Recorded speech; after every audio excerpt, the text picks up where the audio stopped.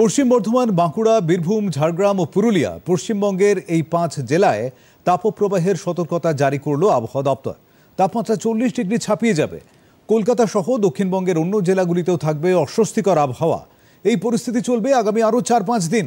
আলিপুর আবহাওয়া দপ্তরের বিজ্ঞানী ডক্টর সৌরিশ বন্দ্যোপাধ্যায় জানিয়েছেন, 20 এবং 21 তারিখ দক্ষিণবঙ্গের সব জেলায় বজ্রবিদ্যুৎ সহ বৃষ্টি হবে। তাপমাত্রাও খানিকটা হ্রাস পাবে।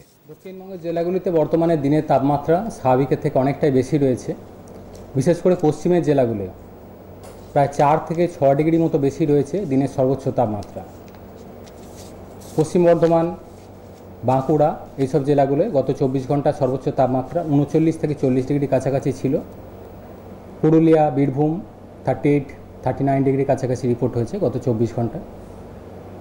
যেখানে স্বাভাবিক এই সময় থাকার কথা দক্ষিণবঙ্গের জেলাগুলিতে 32 থেকে 34-এর মধ্যে।